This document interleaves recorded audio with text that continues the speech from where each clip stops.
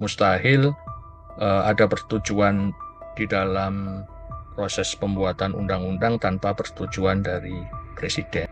Biasanya MK akan mendalilkan yang harus diwaspadai itu adalah kalau kemudian MK menyatakan itu adalah open legal policy, kebijakan yang terbuka. Nah, kalau kemudian MK melihat secara historis proses itu, tentunya kita bisa lihat ada peluang bahwa revisi dari undang-undang ini bertentangan dengan undang-undang dasar. Artinya secara material berarti eh, undang-undang ini ya per- maaf, secara material berarti undang-undang ini bisa berpeluang untuk dinyatakan inkonstitusional. Halo, selamat malam pemirsa. Anda sedang menyaksikan program Tribunnews on Fokus bersama saya Tini Afsir. 7 mahasiswa Universitas Indonesia mengajukan uji formil atas Undang-Undang TNI yang baru disahkan pemerintah pada Kamis 20 Maret kemarin nih. Sehari setelah DPR mengesahkan revisi Undang-Undang TNI menjadi undang-undang, 7 mahasiswa UI menggugat UU TNI ke Mahkamah Konstitusi tepatnya pada Jumat 21 Maret. Para mahasiswa menganggap bahwa disahkannya UU TNI inkonstitusional. Lantas, bagaimana kacamata pengamat mengenai gugatan ini? Kita akan berdiskusi bersama pakar hukum UNER Muhammad Syaiful Aris yang sudah bergabung bersama kami melalui sambungan Zoom. Selamat malam Mbak Tini, Alhamdulillah kabar baik. Semoga Mbak Tini dan tim sehat juga semua. Amin, amin. Sehat. Terima kasih sebelumnya Pak Aris ini sudah meluangkan waktu untuk kemudian berdiskusi begitu dengan kami. Sebagai pengantar singkat, bagaimana kemudian Pak Aris merespon ngebutnya proses Undang-Undang TNI kemudian sampai disahkannya oleh pemerintah DPR kemarin begitu? Ya, ya ini sebetulnya menjadi catatan juga ya atas proses revisi atau perubahan Undang-Undang apa 34 tahun 2004 tentang Tentara Nasional Indonesia Mm-mm. yang kemudian banyak mendapat respon kurang bagus dari masyarakat ya karena prosesnya yang secara umum mungkin dinilai oleh sebagian orang ya itu kurang terbuka dan kesannya memang terburu-buru ya kan karena prosesnya begitu cepat dan kemudian tidak disangka kemudian cepat perubahan itu disahkan oleh DPR itu. Ya, baik. Ini meskipun kemudian sudah disahkan dalam rapat paripurna begitu, namun nyatanya sampai sekarang ini kan belum diteken oleh Presiden Prabowo Subianto. Apakah yang bisa Pak Aris baca dari situasi ini begitu? Sebetulnya kalau kita baca ya di dalam konstitusi itu kan undang-undang itu kan maksud saya undang-undang dasar itu kan sudah mengatur ya mekanisme apa proses pembuatan undang-undang. Jadi kalau kita baca di dalam konstitusi kita itu pembuatan undang-undang termasuk di dalamnya adalah perubahan undang-undang itu adalah merupakan kewenangan dari DPR dan Presiden. Jadi dalam konteks itu berarti kalau kita lihat berarti ya yang namanya undang-undang itu sah menjadi undang-undang apabila mendapat persetujuan bersama antara DPR dan Presiden. Oleh karena itu, berarti kalau sudah disahkan, nah itu berarti kedua belah pihak, yaitu antara Presiden dan eh, DPR, itu sudah sama-sama setuju. Artinya tidak mungkin ada undang-undang yang bisa disahkan tanpa ada proses itu. Jadi kalau itu sudah disahkan, perubahan Undang-Undang 34 2004 itu berarti ya itu sudah disahkan oleh Presiden. Berarti proses administrasi penandatanganan itu kan hanya tinggal prosedur saja. Jadi eh, diatur di situ ya ya ya nanti pasti akan disahkan oleh Presiden. Hmm. Berarti ini berarti secara tidak langsung memang sudah disetujui oleh Presiden begitu ya? RUU Iya, TNI-nya. betul, betul. Iya, betul. Kenapa begitu? Karena dalam ke ketentuannya eh, mustahil ada persetujuan di dalam proses pembuatan undang-undang tanpa persetujuan dari presiden. Dan Presiden. kalau kita baca lebih khusus di dalam ketentuannya itu kan eh, apa konstitusi maaf maksud saya undang-undang itu akan berlaku menjadi undang-undang ya kalau dalam batas waktu yang sudah ditentukan. Artinya eh, walaupun nanti eh, jadi tidak ada lagi mekanisme yang diatur dalam konstitusi kita untuk kemudian menyatakan undang-undang itu tidak berlaku. Begitu Presiden dan DPR menyetujui dalam batas waktu tertentu, eh, itu akan menjadi otomatis akan menjadi undang-undang. Dan Presiden punya kewajiban itu untuk itu disahkan gitu. Oke, baik. Tapi sampai saat ini Presiden sendiri juga belum memberikan respon terkait RUU TNI ini sendiri begitu, Prof. Apakah kemudian ini akan menjadi masyarakat akan semakin memanas begitu? Apakah sebenarnya dengan diamnya Presiden ini benar begitu? eh ini apa? Saya bacakan ya ketentuan konstitusi ya supaya jelas gitu. Jadi mekanisme pembuatan undang-undang itu diatur di dalam pasal 20 Undang-Undang Dasar NRI 1945. Jadi eh, eh, setiap ran saya bacakan ya pasal 20 ayat 2 ya. Setiap rancangan undang-undang dibahas oleh DPR dan Presiden untuk mendapat persetujuan bersama. Oke, jadi konsepnya undang-undang itu sah menjadi undang-undang kalau DPR Presiden oke, Hmm, karena prosesnya dari awal melibatkan kedua institusi negara ini. ya. Nah, jadi ketika DPR sudah menyatakan itu sah, Presiden secara institusi sebetulnya sudah ikut dalam pembahasan itu. Oke, Hmm, nah kemudian eh, apa ayat 5, maksud saya pasal 20 ayat 5 ya itu disebutkan dalam hal rancangan yang telah disetujui bersama tersebut tidak disahkan oleh presiden ya dalam waktu 30 hari semenjak rancangan undang-undang tersebut disetujui, rancangan undang-undang tersebut sah menjadi undang-undang dan wajib diundangkan gitu.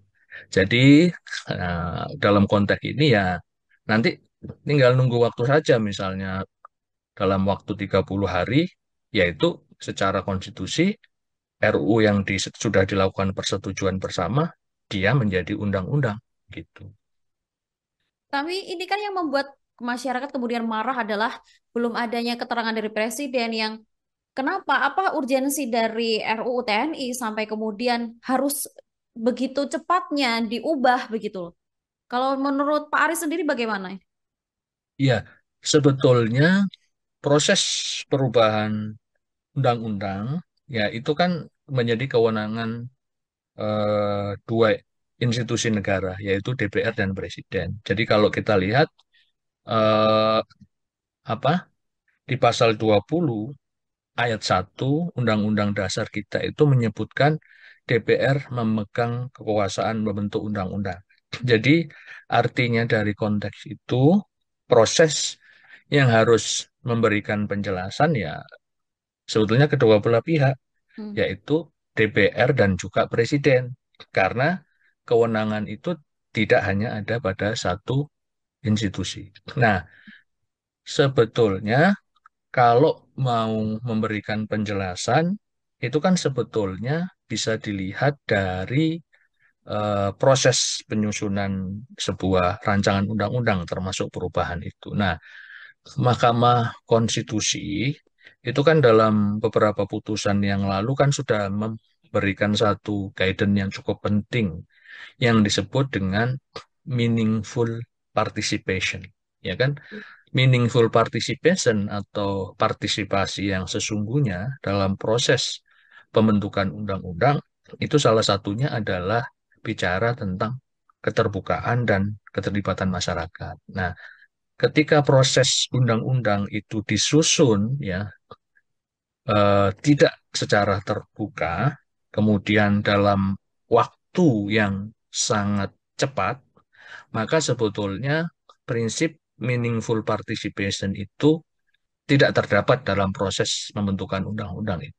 Hmm. Sehingga dalam artian tersebut, maka kalau kemudian publik mencurigai ada sesuatu dalam proses revisi undang-undang ini, ya tentu secara logika yang sesuatu yang wajar gitu kan.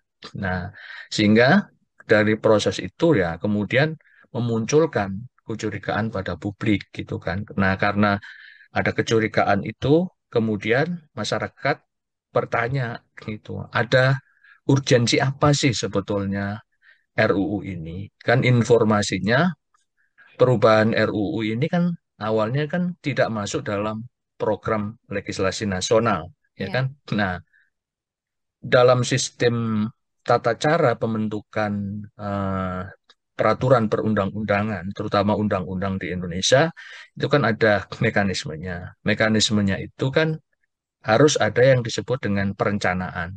Perencanaan itu untuk apa? Untuk menunjukkan memang ada alasan yang kuat dan logis gitu kan. Rancangan undang-undang ini dibuat gitu, disusun untuk apa gitu kan. Dan itu kan Nana dalam konteks pemerintahan itu kan idealnya kan konsep yang mendadak itu kan dihindari kecuali ada satu emergensi yang luar biasa yang menyebabkan itu tidak masuk dalam perencanaan. Nah, itu yang kemudian menjadi argumentasi pertanyaan, apa sih sebetulnya urgensi dari RUU ini yang semula tidak masuk dalam prolegnas ya, kemudian masuk, ini kemudian prosesnya juga pembahasannya cepat dan disahkannya juga cepat gitu.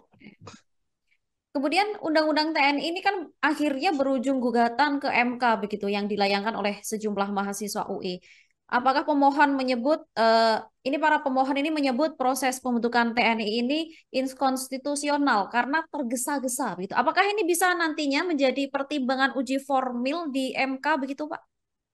Iya, jadi kalau pengujian undang-undang, Hmm. maaf, pengujian peraturan perundang-undangan di Indonesia atau yang mungkin disebut judicial review, Hmm. itu kan memang ada dua lembaga pengadilan di Indonesia yang berwenang. Ya, yang pertama ada Mahkamah Konstitusi, ya kan. Kemudian ada lembaga Mahkamah Agung. Nah, karena produk yang diuji ini adalah berbentuk undang-undang, maka secara konstitusi menjadi kewenangan dari Mahkamah Konstitusi untuk menguji produk undang-undang ini.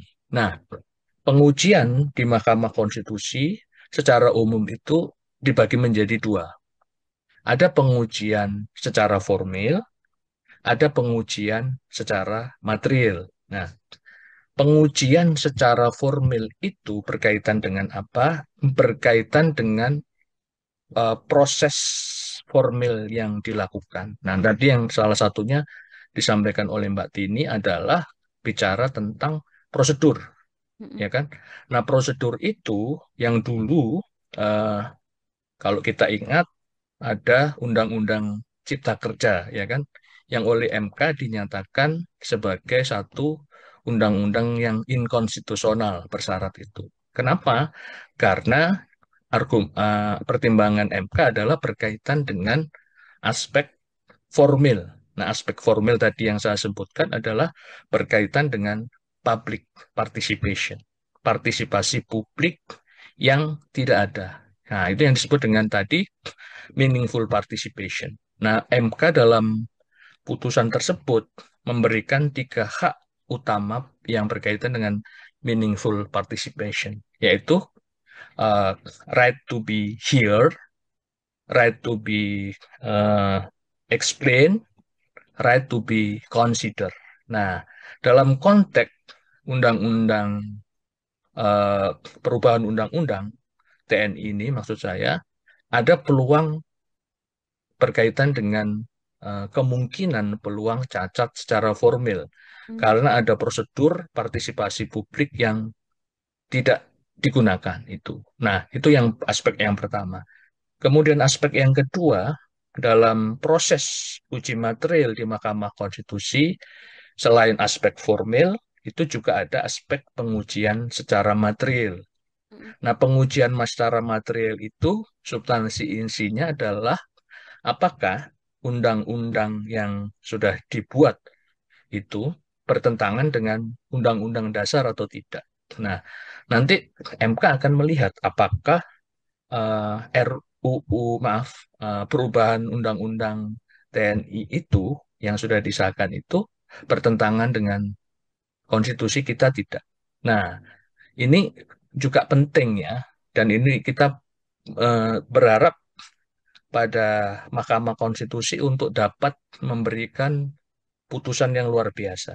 Nah, memang putusan MK itu ya dalam beberapa hal tertentu kan ada yang putusan-putusan yang terobosannya luar biasa gitu, tidak diduga-duga kemudian membuat putusan. Ada yang nanti juga harus dilihat kan, Mahkamah Konstitusi dalam beberapa hal tertentu MK tidak masuk dalam konteks yang terlalu dalam untuk mengkritisi eh, produk undang-undang. Biasanya MK akan mendalilkan yang harus diwaspadai itu adalah kalau kemudian MK menyatakan itu adalah open legal policy, kebijakan yang terbuka. Nah, kalau MK berpandangan itu open legal policy, maka ya itu tergantung dari pembuat undang-undang dan presiden. Maaf, pembuat undang-undang yaitu DPR dan presiden. Nah, Presiden. kalau berpandangan seperti itu, maka ya produk dari revisi undang-undang itu ya kalau andaikan MK berpandangan seperti itu ya undang-undang ini tetap dinyatakan konstitusional itu. Hmm. Oh, wah, berarti ada kemungkinan bahwa MK ini mengambil keputusan menyerahkan lagi ke DPR dan Presiden, begitu ya, Pak ya? Iya, Tanpa betul. tanpa keputusan mereka, begitu. Ya, tetap MK dalam proses pengadilan di Mahkamah Konstitusi akan membacakan putusan, ya Hmm. kan? Karena itu kan sesuai dengan hukum acara, ya. Jadi eh, cuman dalam putusan Mahkamah Konstitusi itu kan tidak semua permohonan itu dikabulkan, kan? Hmm. Nah, dan ada juga permohonan yang kemudian tidak diterima, permohonan ditolak, atau mungkin permohonan dikabulkan sebagian atau dikabulkan seluruhnya. Itu tetap ada dalam putusan Mahkamah Konstitusi. Tetapi dalam hal tertentu, kalau kita lihat ya, dalam beberapa undang-undang MK kadang berdalih ini adalah kebijakan terbuka atau yang saya sebut tadi open legal policy.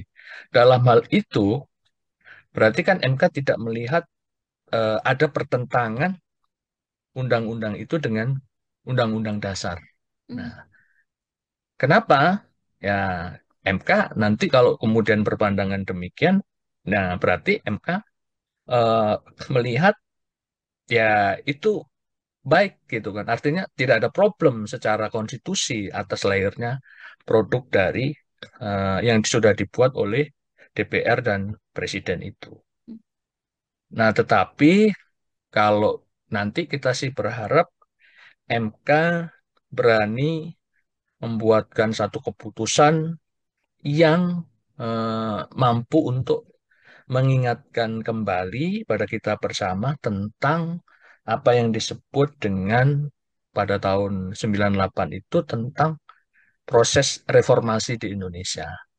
Nah, salah satu hal yang menjadi dikritisi oleh publik dan menjadi pesan reformasi adalah berkaitan dengan yang disebut dengan dui fungsi ABRI itu. Nah, RUU RUU maaf perubahan RUU TNI yang sudah disahkan menjadi undang-undang itu kalau kita baca ya meskipun pasal yang dirubah itu tidak banyak ya. Tetapi kalau kita lihat itu pasal-pasalnya bukan mengurangi peran TNI dalam sektor sipil, justru ditambah, ya kan? Nah, tugas TNI itu kan kalau kita baca di dalam pasal 7, ya kan? Itu kan semula tugas TNI kan 14 ditambah 2 jadi 16, 16. ya kan? Nah, kemudian untuk jabatan yang ditambah, jabatan sipil yang boleh diduduki oleh TNI aktif ditambah 4, ya kan? Kemudian usia pensiun ditambah juga. Nah, berarti di situ kan sebetulnya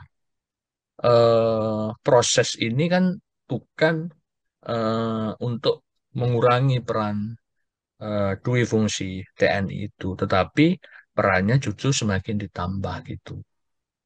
Itu. Iya. Tapi meskipun tadi ada sempat nanti MK berkemungkinan akan kemudian menyerahkan kembali keputusan kepada DPR dan kemudian Pak Prabowo begitu. Tapi lewat permohonan yang diajukan oleh mahasiswa UI ini sendiri, seberapa besar kemudian peluang gugatan mahasiswa untuk dikabulkan? Kemudian bagaimana Undang-Undang TNI ini berlaku jika gugatan ini akan diterima oleh MK begitu, Pak?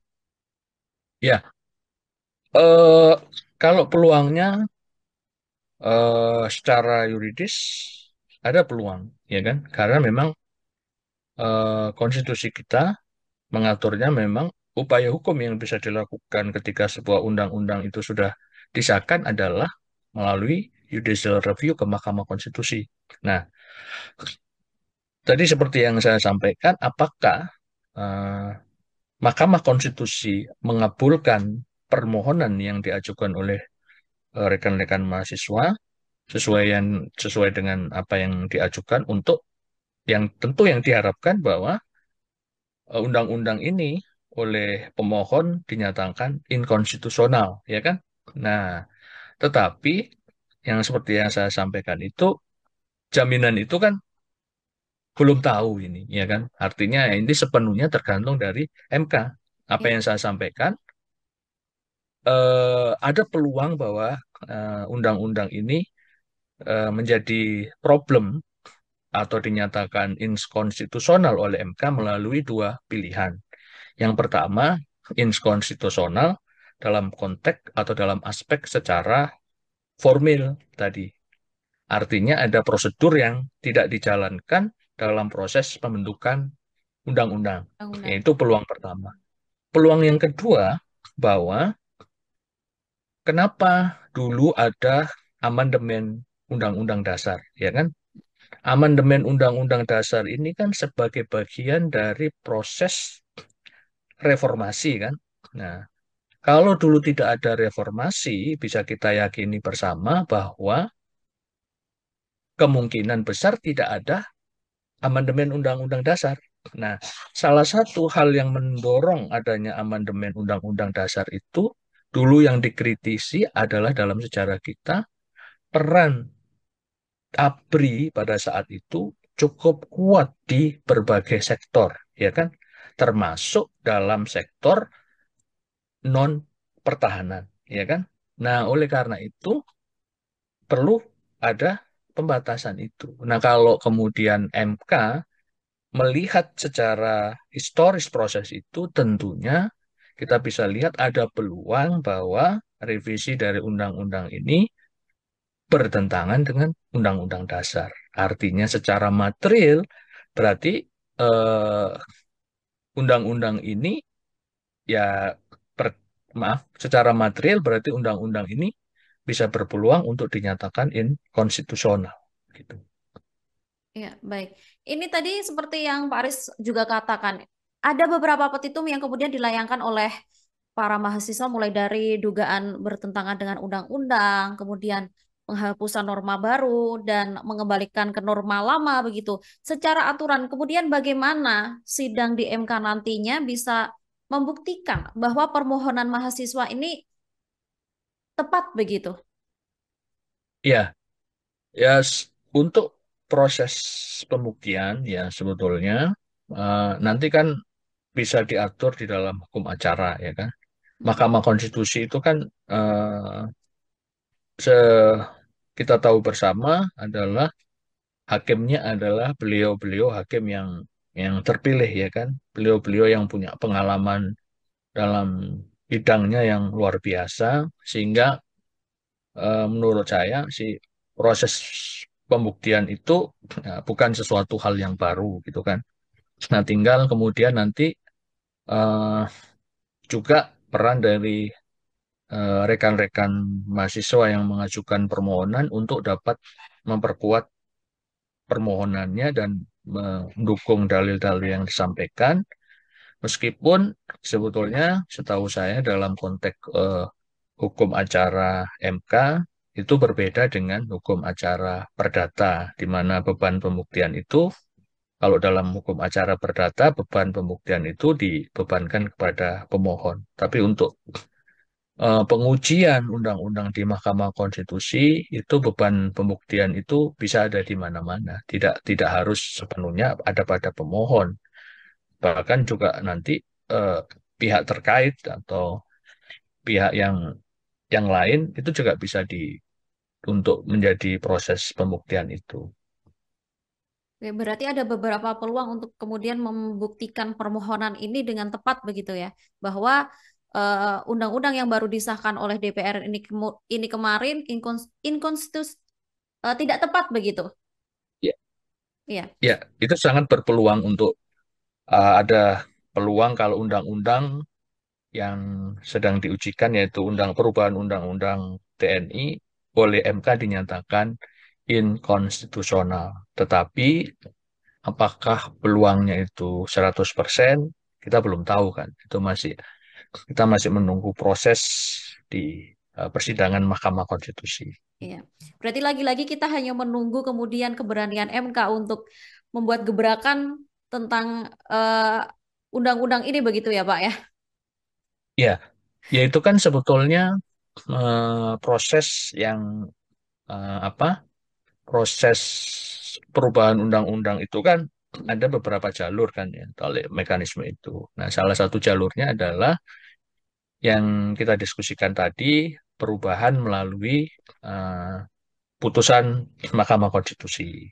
Nah, tetapi sebetulnya dalam proses perubahan undang-undang itu kan selain proses itu yang disebut dengan judicial review, ya kan? Jadi review yang dilakukan oleh yudisial atau pengadilan. Nah, aspek yang lain, sebetulnya mekanisme yang lain, ada yang disebut dengan legislative review. Nah, review itu dilakukan oleh siapa? Dilakukan oleh legislatif sendiri, dilakukan oleh DPR itu untuk mereview eh, produk hukumnya sendiri. Nah, itu juga sangat berpeluang dilakukan. Tetapi apakah DPR kita kemudian secara legowo berani dan mau untuk mereview produk hukumnya sendiri? Itu.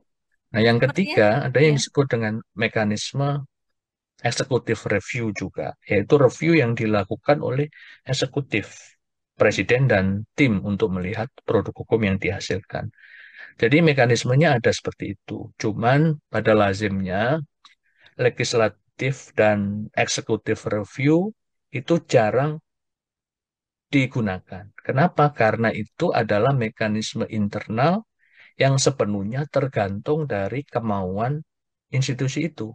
Hmm. Tetapi kalau judicial review itu bisa jalan, kenapa? Karena bisa dilakukan atau upaya itu bisa berjalan, bisa dengan inisiatif dari pihak luar gitu kan. Yaitu siapa? Yaitu masyarakat itu. Ya, tapi kalau dari eh, pihak DPR sendiri sepertinya akan sulit untuk melakukan itu ya, Pak ya, karena ini sendiri lagi-lagi karena ada beberapa tambahan begitu kan yang akan diduduki dari TNI sendiri ini, bahkan pemerintah DPR ini mengatakan bahwa undang-undang TNI yang baru ini justru akan memperketat aturan. Ini nggak ada kaitannya dengan dui fungsi TNI begitu. Ini bagaimana menurut Pak Ari sendiri? Ya, ya bisa saja berargumen seperti itu, ya kan? Cuman kalau kita lihat dari proses revisi undang-undang TNI yang diajukan, kita kan mengetahui kan ya, bahwa yang ada dalam pasal-pasal itu secara terbuka bisa kita baca adalah penambahan pasal, ya kan? Ya, Nah, tidak ada pasal yang dikurangi atau dihapus, ya kan?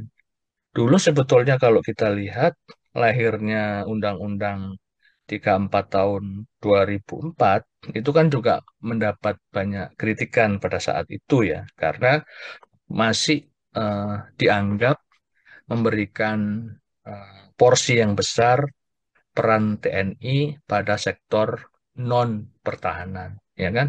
Nah, itu dalam konteks eh, negara demokrasi sebetulnya peran itu kan tidak disarankan ya, peran-peran itu ya kan, karena ada kekhawatiran secara masa lalu yang kemudian mengkhawatirkan gitu kan, karena eh, begitu eh, kalau kita lihat kekuasaan kemudian di backup penuh oleh kekuatan apa kekuatan militer R. yang punya senjata, Ya. itu kan sulit untuk melakukan kontrol publik ya kan.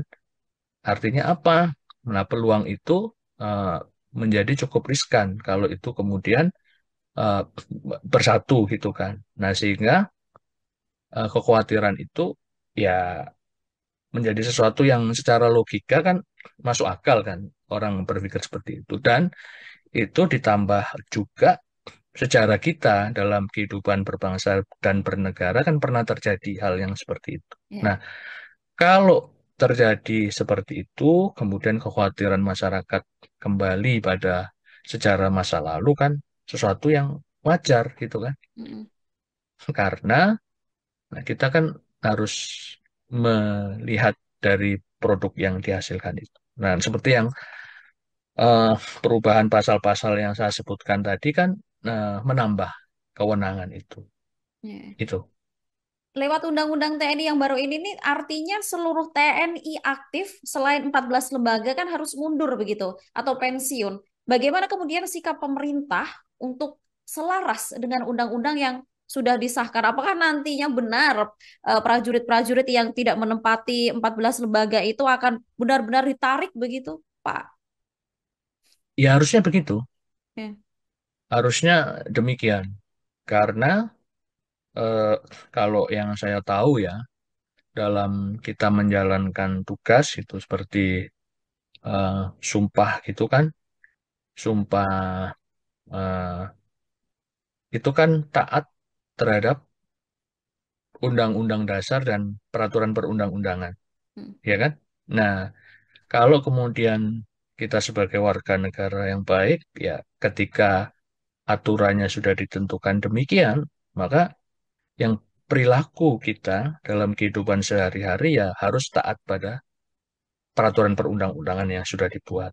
Kalau peraturan perundang-undangan yang sudah dibuat ternyata kemudian tidak dipatuhi, ya buat apa peraturan itu dibuat? Itu menunjukkan bahwa apa komitmen kita untuk patuh terhadap konstitusi dan peraturan perundang-undangan yang lain, ya itu yang harus kita pegang. Kalau enggak, terus siapa yang akan mematuhi hukum di Indonesia?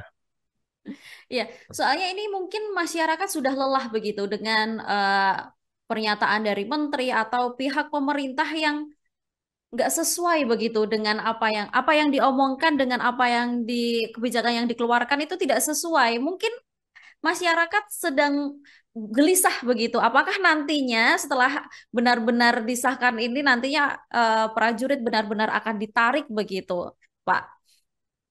Ya, sebetulnya Undang-Undang TNI sebelum dilakukan perubahan ya, yang tahun nomor 34 tahun 2004 itu kan sudah mengatur memang bahwa apabila TNI aktif menduduki jabatan yang tidak diatur kan harus mengundurkan diri, ya kan?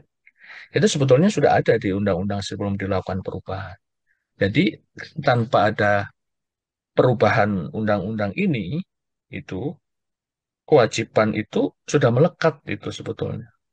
Jadi eh, ya dari dulu kalau misalnya ada seharusnya ya memang harus mengundurkan diri gitu kan dalam konteks ketentuan Undang-Undang TNI gitu, Pak Yang Tini. iya, yang menjadi sorotan ini kemarin juga adalah jabatan Letkol Teddy begitu, yang kemudian diangkat menjadi sekretaris kabinet.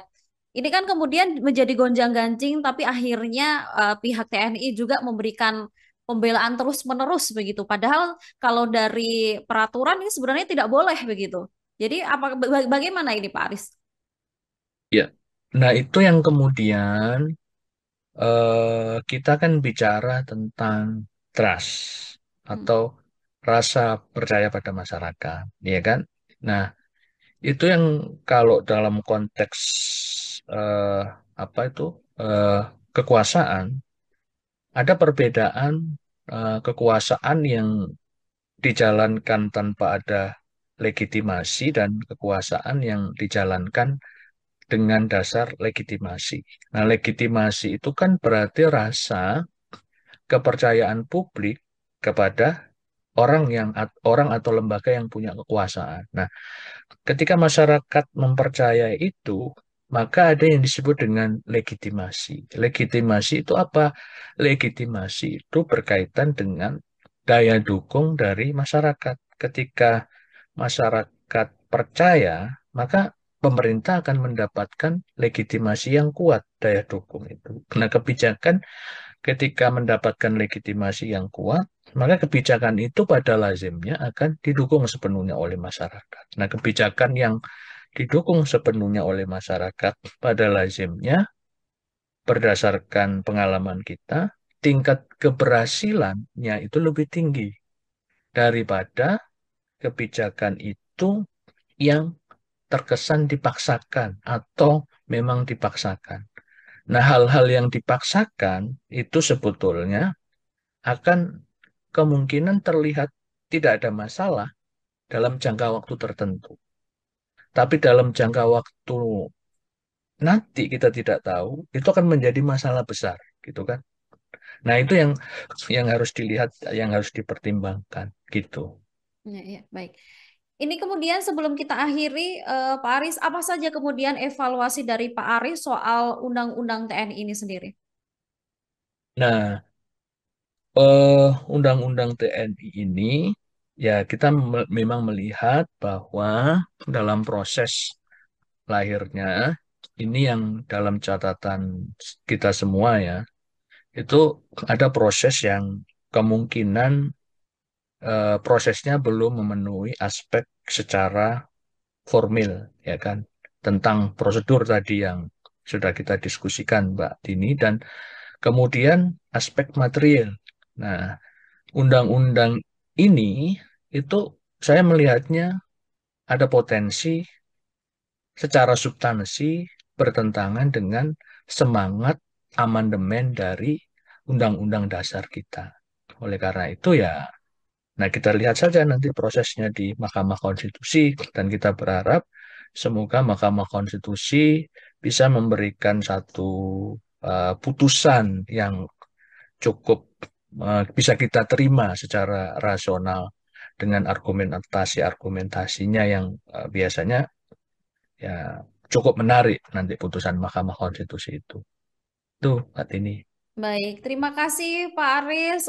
Diskusi hari ini Sama-sama. kita tunggu bersama-sama nantinya bagaimana kemudian MK mengambil keputusan keputusan besar ini, apakah mereka berani atau ya hanya akan kembali menyerahkan keputusan ini kepada Presiden dan DPR begitu. Yang akhirnya ya sudah Yes, undang-undang ini akan berlaku untuk masyarakat begitu ya. Demikian Tribuners obrolan saya bersama dengan pakar hukum UNER Muhammad Saiful Aris. Kemudian kita sama-sama nantikan bersama bagaimana kemudian keputusan MK terkait gugatan dari mahasiswa-mahasiswa Universitas Indonesia terkait Undang-Undang TNI ini. Apakah mereka berani untuk kemudian mengambil keputusan besar untuk menolak undang-undang ini atau akankah menerima begitu? Terima kasih Tribuners atas perhatiannya. Sampai jumpa di Tribunon Fokus selanjutnya. Sampai jumpa.